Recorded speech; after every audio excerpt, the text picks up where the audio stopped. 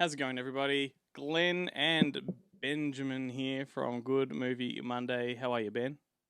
I'm doing very well. How are you? Good. Permission to call me Glenjamin. Permission granted. Hang on a second. Were you asking or telling? We are from the Good Movie Monday podcast. Go back on Monday and have a listen to our show. We had Courtney Gaines on, the star of many movies, including Back to the Future and The Burbs and Children of the Corn. It's a great episode. I had fun with that. Did you, Ben? No. Okay, I Hated it. didn't think Hated so. every second of it. Yeah, had a sneaky suspicion. You listen to the show, you can tell. But, That's right. I was very upset that we were idolizing a ginger. It goes against the very fiber of my being. I thought we'd put that behind us, sir. But we are here to react. We react every week or most weeks to something we've seen, and we both got along to the preview screening of James Gunn's new DC film, The Suicide Squad. And I guess we got to really off the bat discuss the fact that we shouldn't reveal too much because there is, a gigantic spoiler within the first sort of 15 to 20 minutes, and we don't want to go into that territory. So I'm just making sure you don't slip up. Well, and tell people that I wouldn't do that. Okay, well, let's just begin with, does it get the thumbs up or the thumbs down? For me, it's gigantic thumbs up. Yeah, totally. Definitely a thumbs up for me. For sure. And for those that are curious as to whether or not this is a sequel or a brand new standalone reboot, it's definitely a sequel. It picks up right after the events of the first film and sort of runs with it. And you've got so obviously you've got Margot Robbie playing Harley Quinn, she's back, and you've got Jai Courtney playing Boomer. There's a direct, immediate connection. Plus, who's the woman that plays the chick that recruits? Do you know what her name is? I don't know her name. Yeah, she's from The Help. It's not Alfred Woodward. No, but the other one. Important to note is that we don't come to these videos prepared. The only preparation we do is we watch the film. Damn it! Yeah, it's just common decency that we would know who yeah, that's right. Who it is. And we're not decent people. No, she's in how to plan a murder and The Help, as I said. She's in a bunch of stuff. You just go ahead and Google the shit out of that. So James Gunn, the interesting thing about this, and I'm sure most people watching know, is that James Gunn got fired from Disney or Marvel, and subsequently DC snapped him up, and boy, did they get lucky, when that happened. And obviously the second DC snapped him up for Suicide Squad, Marvel wanted him right back. Yeah, because it was early in the days of cancel culture. Yeah. And I think it was one of those things where somebody went trawling back through something he'd said 10 years prior. Yep. Or something like that. And that, when he was, writing for Troma. Yeah. So, they and like I've said on our show before, they certainly didn't backtrack far enough, because if you watch his stuff in Citizen Toxie, it's it's far more offensive stuff in that film than ever was in his tweets. Viola Davis, by the way. Of course. Duh. But yeah, and obviously when they went looking for stuff to bring him down with and cancel him, I guess Disney came to their senses and realized, well, this is really not all that not all that worthy of of losing him to DC. Well, let's not forget, it is Hollywood, and Hollywood, if you make people money, all is forgiven. Yeah, that's right.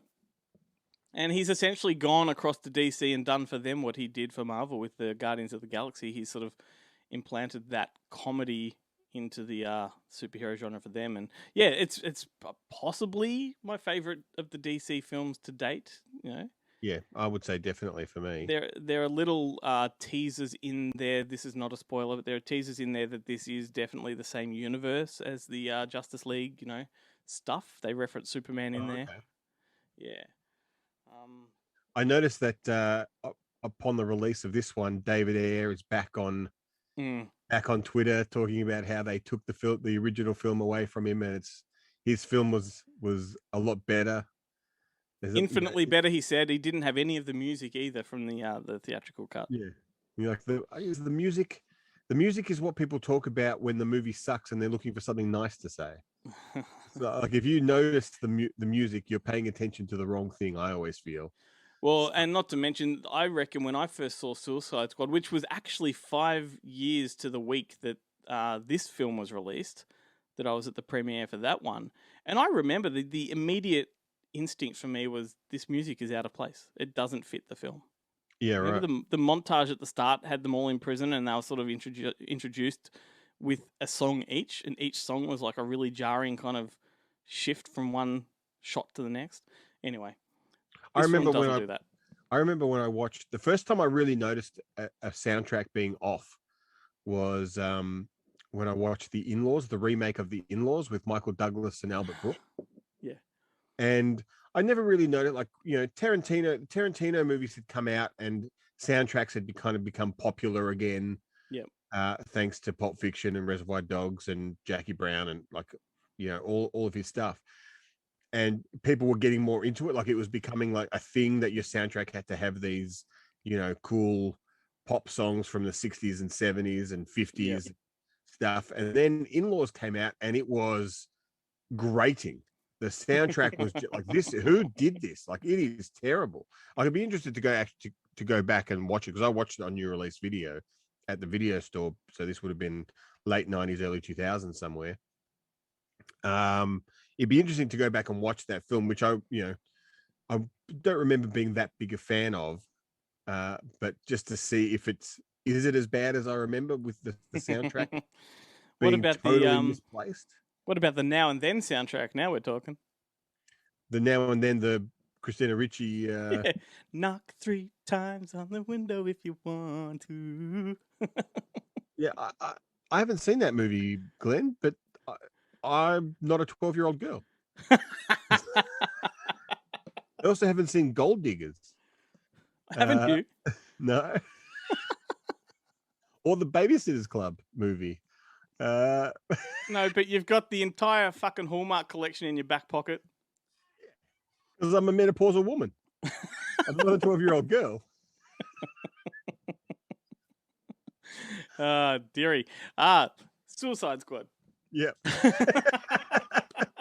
Great cast. This is the only time I've ever enjoyed watching Michael Cena.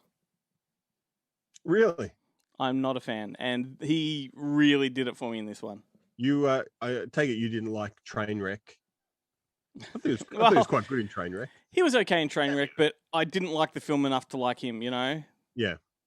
But, this one, I just thought, he has a lot of screen time. He's definitely one of the leads, and he just hit the right notes. We were talking about Dwayne Johnson in Jungle Cruise last week and how he hit every note and every beat. I think the same can be said of John Cena in this one. Yeah. I think it's with a lot of these guys, it's about they have to discover their own kind of personality or what works for them, and then playing that character in everything. Yeah, that's true. So hopefully now, like, because John Cena, like, he was in stuff like, was it The Marine and these kind of actiony movies, and they're completely fine, but they're not. They didn't turn him into the next Seagal or Van Damme or anything. They weren't quite good enough. And now that if he's found that kind of sweet spot, then who knows? Who knows what the next John Cena film is going to be like? He wasn't afraid to look like an idiot. That's what I liked about this one. Yeah. I mean, he wasn't afraid to look like an idiot in that Playing with Fire or whatever the hell it was either. It's just he went, as they say in Tropic Thunder, he went full retard in that film, and you don't go full retard. Full fire retardant, you might say. Yeah, that's right. Fire retarded. What else can be said about this one? It's uber violent. Like, I am shocked that this one got an MA rating. Like, it's, Mortal Kombat comes along and gets an R, and then this one, which is infinitely more violent, slides through with an MA. That's the power of Disney. It does make you think that the classification board are for sale. Like, there's, I mean, maybe there are subtle cuts that we don't know about, but they usually list it on the website. And admittedly, I haven't gone into the classification website to see how many times Suicide Squad was was rated. But I have heard of instances where they get back a rating they don't want, and then they know who to call about getting it changed, and about what if we do this and what if we do that, which, as someone who's worked in film distribution, I don't know who that person is. Yeah. You know. Well, I was shocked how far they took the gore in this one. Yeah, and like it's full of great cameos, and cameos that don't, of people who don't necessarily last that long in the film. Including, I love that Flula Borg from Pitch Perfect 2. Is it Pitch Perfect 2? Yes, Pitch Perfect 2 is in it. He's great as Javelin, who, like, there's a lot of characters in this that I've never heard of before. Like, and I've been reading comics since I was old enough to go out with girls and know better. Well, I mean, we won't go into too much detail about the cameos, because that would enter into spoiler territory. Well, the cameo, not really. The cameos they're on IMDb. You can see, that Nathan Fillion. I wasn't saying what happens to them. No, some of them don't last too long. The cameos, but that's the cameos. They're Well, we know the cameos after watching it. Yeah. Well, you also know that if you've watched the trailer, I think, or if you've watched if you look at IMDb, you can see that, big names are in it, and then you watch the trailer and you're like, well, they're not in it.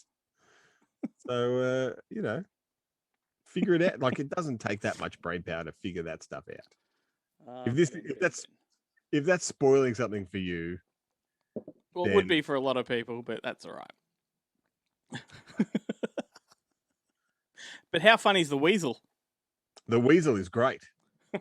One of the great characters of all time. Like, yeah. Like, I've never heard of him. I've never heard of him in the comics.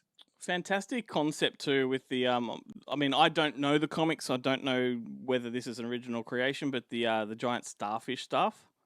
He's been a villain for Starro, or whatever he is has been a comic book villain for years. Like, well, beautifully realized in this film, like really, really well realized. Yeah, I'm shocked that they did it. It's one of those. He's one of those villains in the comic book that you're like, no one's ever going to make this into a movie. Like, it's impossible to do. But then I felt the same way about Silver Surfer, and they brought him into that Fantastic Four movie, and you're like, and Galactus, and you're like, this is crazy.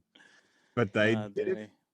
Well, after the Suicide Squad, Marvel poached James Gunn back, so he's gone back to do another Guardians. But I read last week that he's going back to DC as well. So he's going to be one of those directors that's just sort of pinballs between the two entities. Yeah, why not?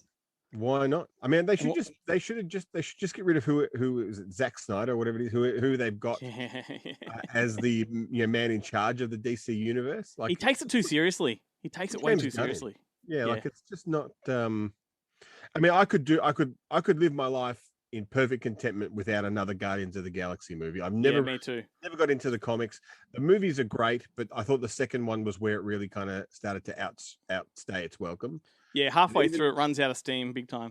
And even their kind of appearances in the Thanos Infinity Gem Avengers movies, you're like, okay, like I get that they're there and it's a great little kind of cameo, but if they're in it for too long, you're like these characters are pretty, like, they were never huge characters in the comics. Like the Guardians of the Galaxy comics, they were always a pretty kind of short run series, and they were never really fleshed out. They're not like Spider-Man, who has 40, 50, 60 years of history. Yep. They're just kind of like, a one Marvel editor-in-chief who happened to be into science fiction and space stuff, was like, yeah, let's bring these guys in there, and no one else gave a shit.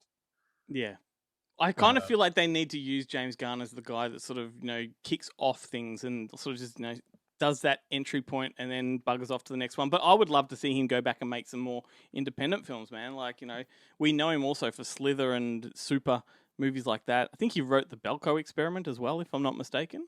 Did he really? I didn't know that. Yeah, that was him and Greg McLean, I think, and it might be his brother who wrote it. I'm sure you can look that up his now. His brother who plays the Weasel. Yeah. He's great. He's from the Gilmore Girls. Yeah. Mm.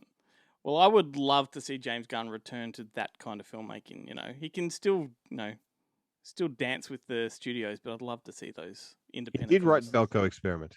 Yeah. You're correct. He also wrote a segment of Movie 43, one of your favorite films. It's a funny film. And that video game Lollipop Chainsaw, which I've bought but never played. Did the segment from that Movie 43, was it the Chris Pratt one? It's Beazle. I don't know which one that is. Beazle. Beazle. Is that the Irish one with Gerard Butler? Hang on, Playing the Shamrock? I'll see if I can find a cast member from that. I probably know far too much about yeah, like most people watched it in which they hadn't. But I lapped that shit up. Hugh Jackman detail. with the scrotum on his chin is hilarious. It's just it's right up your proverbial alley. Machine Kids. There's so many segments in this movie 43. It's a masterpiece.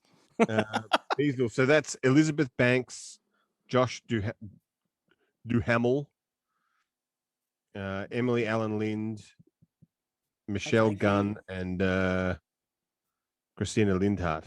So that one's not jumping out at me as a segment. Yeah, I don't remember that segment. Anyway, so Suicide Squad gets our thumbs up, and let's Movie 43 half. Well, yeah, thumbs up, thumb up different from places. You and thumb down from me. Yeah, so it splits the vote to the knuckle.